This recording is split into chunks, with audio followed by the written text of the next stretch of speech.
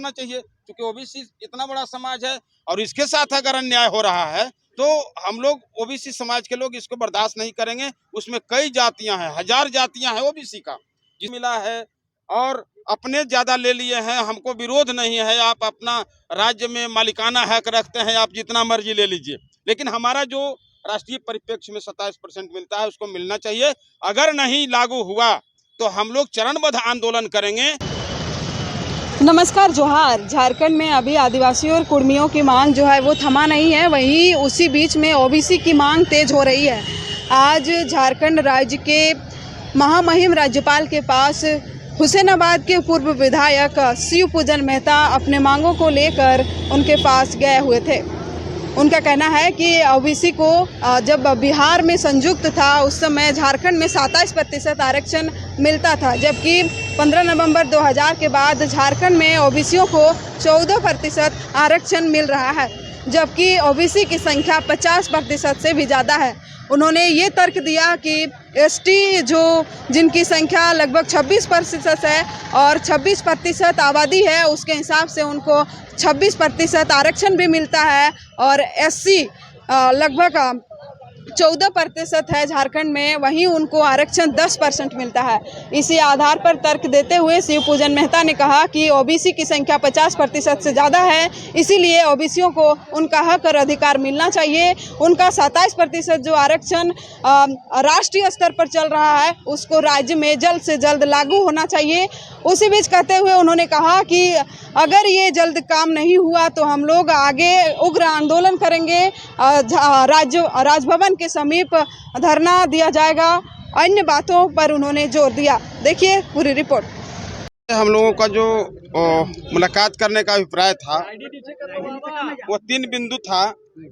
पहला था कि झारखंड बनने के बाद जो आरक्षण ओबीसी को मिलना चाहिए था, जो राष्ट्रीय परिप्रेक्ष्य में पूरे देश में मिलता है 27%, और संयुक्त बिहार और झारखंड में भी 27% मिलता था, लेकिन झारखंड बनने के बाद वो आरक्षण को काट करके 14% कर दिया गया। जो इतने बड़ा जो आबादी है, ओबीसी का 52% से ज़्यादा आबादी है, उसको 14% आरक्षण मिलता है। अनुसूचित जाति को, जिनका आबादी यहाँ लगभग 13% है, उनको 10% मिलता है, और जिनका आबादी 25% है, 26% है, उनको 26% मिलता है। तो हमको कोई विरोध नहीं है, उनको 26 मिलता रहे, लेकिन हम लोगों को जो आरक्षण काटा गया है 27% से काट के 14% किया गया है।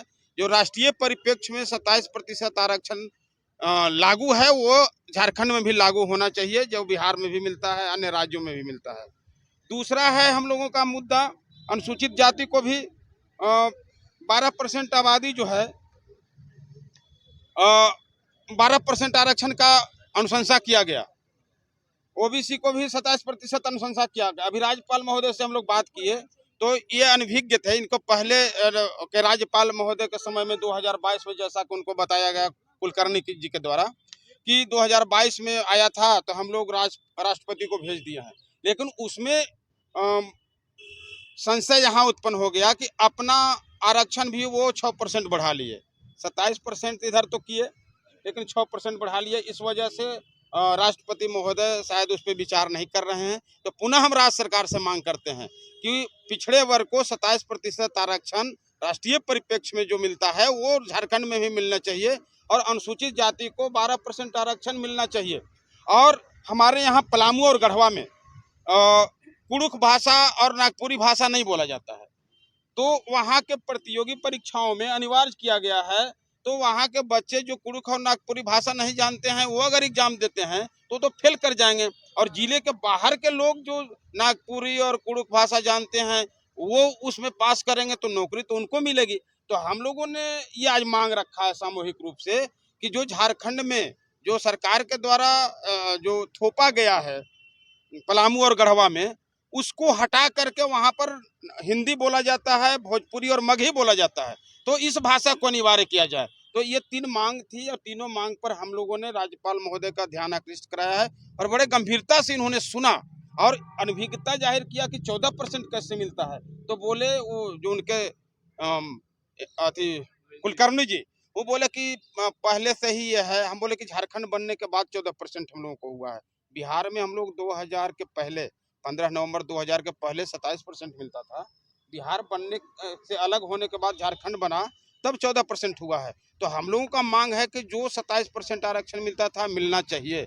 तो बोले कि 50% का सीमा को आगे नहीं बढ़ाना था। बोले कि अब 10% जो बढ़ गया है, तो 10% जो बढ़ा तो 60% हो गया। तो अब तो कम से कम 60 को भी बढ़ा करना चाहिए, क्योंकि ओबीसी इतना बड़ा समाज है और इसके साथ अगर अन्याय हो रहा है तो हम लोग ओबीसी समाज के लोग इसको बर्दाश्त नहीं करेंगे। उसमें कई जातियां हैं, 1000 जातियां हैं ओबीसी का, जिसमें मुसलमान भी आते हैं। उसमें बहुत से जाति है जो राज्य में है, लगभग कई 100 जातियां हैं। तो सारे को मिलाकर के 14% जो है बहुत कम है।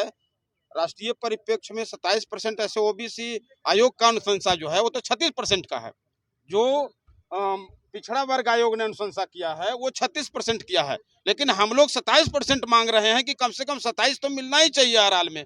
दूसरे समाज को मिला है और अपने ज्यादा ले लिए हैं, हमको विरोध नहीं है। आप अपना राज्य में मालिकाना हक रखते हैं, आप जितना मर्जी ले लीजिए, लेकिन हमारा जो राष्ट्रीय परिप्रेक्ष्य में 27% मिलता है उसको मिलना चाहिए। अगर नहीं लागू हुआ तो हम लोग चरणबद्ध आंदोलन करेंगे और आने वाले दिन में राजभवन के सामने अनिश्चितकालीन हम लोग पिछड़े समाज के तमाम लोग और दलित समाज के जो अनुसूचित जाति के लोग हैं वो तमाम लोग यहाँ पर हम लोग भूख हड़ताल पर बैठेंगे। और ये हंगर स्ट्राइक जो होगा वो बेमियादी चलेगा। जब तक आरक्षण की व्यवस्था नहीं बना दी जाएगी तब तक हम लोग भूख हड़ताल पर बैठेंगे। और आज आपके माध्यम से, आपके चैनल के माध्यम से हम चेतावनी देना चाहते हैं सरकार को, और केंद्र सरकार को भी चेतावनी देना चाहते हैं कि आप झारखंड के जो पिछड़े वर्ग के लोग हैं उन पर अविलंब आप जो है अपना दृष्टिकोण साफ करें और यहाँ पिछड़े वर्ग को 27% आरक्षण मिलना चाहिए। राज्य सरकार से भी मेरा आग्रह है और केंद्र सरकार से भी आग्रह है कि बीच में जो है हम लोग को झूला झूलाने की तरह नहीं करें। आप 27% आरक्षण हर हाल में लागू करें। वैसे हम लोग इस लड़ाई को व्यापक करने जा रहे हैं। हर जिले में अपने पिछड़े वर्ग को संगठित करके हर जिले में हम लोग उनको धरना प्रदर्शन के माध्यम से सरकार का ध्यान आकृष्ट कराएंगे। और फिर मुख्यमंत्री जी के पास भी हम लोग डेट लेकर के उनसे हम लोग तिथि तय करा करके और उनको भी हम लोग ज्ञापन देने का काम करेंगे कि आप मुख्यमंत्री जी पुनर्विचार करिए आप इस पर, और एक बार आप सरकार के माध्यम से केंद्र सरकार को आग्रह करिए। बहुत बहुत धन्यवाद आप लोग। दादा, कई जिले ऐसे हैं जहाँ पर ओबीसी के कॉलम में आरक्षण के नाम पर जीरो है। आपको क्या लगता है? हाँ, वैसे कई जिले नहीं, कई जिले को शून्य कर दिया गया है। कई जिले ऐसे हैं जहां पिछड़े वर्ग के आरक्षण को शून्य कर दिया गया है। ये सरकार के जो है विसंगति है, ये सरकार के जो है गलत नीति है। हम चाहते हैं कि जो अन्य जिले में जहां पर ओबीसी के आरक्षण को शून्य कर दिया गया है वहां पर ओबीसी को 27% आरक्षण मिलना चाहिए।